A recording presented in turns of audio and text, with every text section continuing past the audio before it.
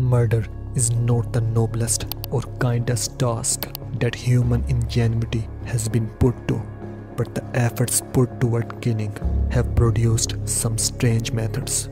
Even in the scary world of murder plans, a few tries stand out as the worst of the worst. Here are some dumbest assassination attempts. The South African Defense Force and the RRL worked to create a chemical means of assassinating or crippling various figures.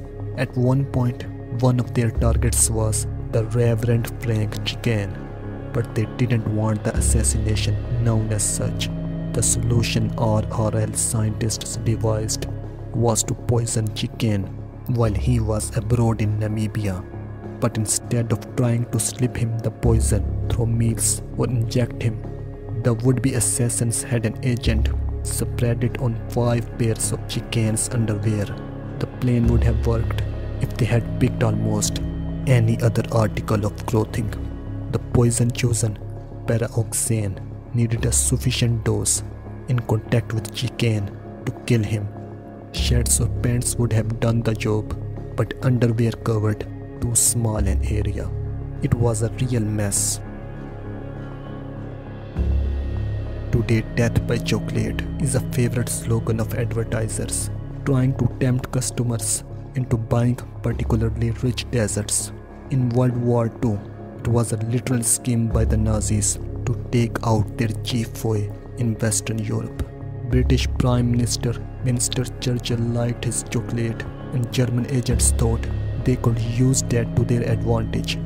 Bomb makers in their employ put together small but powerful explosives hidden under a coating of dark chocolate squares. Breaking off a corner square would set off the timer, releasing a blast 7 seconds later that would kill Churchill, but it fell apart soon.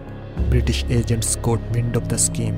One agent was able to get a crude sketch of the chocolate bombs to Lord Victor Rothschild, head of MI5. He commissioned a public awareness campaign, alerting any potential snackers what to watch out for. Fidel Castro loved good cigars. There was a plan in 1960 to get a box of Castro's preferred cigars, poison them, and smuggle them into his hands, where he would die as soon as one of them touched his lips. The CIA got a hold of the cigars in August and successfully contaminated them by October. So far, it would seem so good, but the plot fell apart during arguably the most important phase, getting the cigars to Castro. They were handed off to an unnamed accomplice in February 1961, but the cigars were not tracked beyond that point, and the CIA had no record of even an attempt to get the box to its intended target. Lumumba was the Prime Minister of the Democratic Republic of the Congo.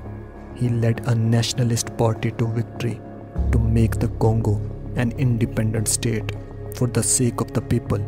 Petrice Lumumba was more friendly with the Soviet Union than the US preferred. The US quickly cooked up a plan to assassinate Lumumba. Via dental hygiene, a CIA scientist created a poison that would emulate native tropical diseases of the Congo that was meant to be slipped into his toothpaste. The plan was that Lumumba would head to bed, brush his pearly whites, and suddenly drop deathly ill. The toothpaste and dagger plan never came to pass